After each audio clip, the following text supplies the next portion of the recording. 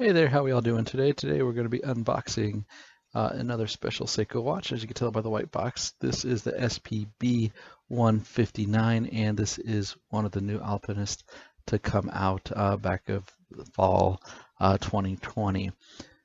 And there you got the booklets. Your warranty card is in that blue booklet, the gray booklet there. You can see the caliber on the box, on the booklet, sorry. And let's take a look at this watch. Oh, this is actually really nice looking. Again, with a lot of the watches I notice is they look much better in person when you than when you see them in the catalogs and online. You definitely tell it's got the Alpinist features. It's a cool leather band, a little bit of a matte finish to it. Looks good. I'm usually one of the first to complain about a Seiko band, but this one's pretty good. And let's take a look at the price point here. This one here retails for $700, and put that back.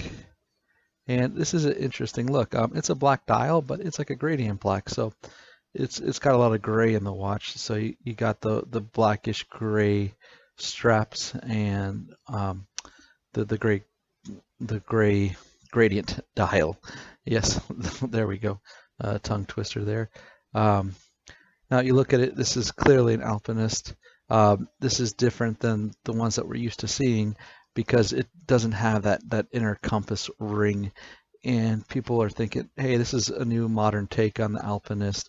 No, actually this one's a little bit more of a tribute to the original Alpinist that came out. The original Alpinist that came out, it came out in 1959, and it was widely available in 1961.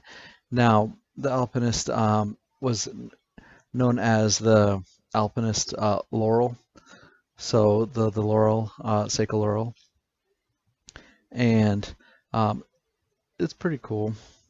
So it actually goes back more than the compass version. The compass version, I believe they threw the compass in later on in the Alpinist history, and I think that was in 1995, and from there it kind of grew and became this popular field watch. So this watch was originally designed to be pretty tough. This was a piece designed for Japanese mountain climbers and other sports enthusiasts. This is actually the first Seiko sports watch.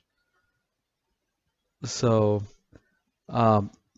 this model, or the Alpinist, is, was made for the Yama-Otoko. Sorry if I butchered that one, guys. Yama-Otoko. They're basically the Japanese mountain men, and they needed a tough, reliable watch, and they were the inspiration for the Alpinist design. So very cool. And here you can see the case back on it, display case. You can see that movement going there. It's got nice finishing. And here you can see it on my wrist. My wrist is a 7.5-inch wrist. And the watch is a little bit on the small side, I'll tell you that. Nowadays we're used to these bigger watches. And this one's definitely smaller. This one's a 38 millimeter, but it does look dressier for a sports model. This is kind of a good in-between watch if you wanted something that could take a little bit of a beating, but still be dressy at the same time. I think this kind of fits the bill pretty good there. The watch is, again, 38 millimeters, but the thickness on it is 12.9 millimeters. And they call it a gray leather strap, but it's a real dark gray, almost like a charcoal, not really like, a light gray that you would think when you hear the word gray. So like a dark gray, charcoal black kind of vibe to it. And the caliber is the 6R35 caliber, and that's the caliber that's got the 70-hour power reserve. And here you can see it in the dark. Great lume on this guy here too. This watch is actually 20 bar or 200 meters, so that's another surprising thing about a watch that looks so dressy. So it's a watch that it solves a lot of problems. It's dressy, but then it's highly functional. So it's a very cool field watch, and it would be a great addition to anyone's collection. So I'd like to take the time to thank you all for listening to the video. Please like and subscribe. Have a good one, y'all. Thank you.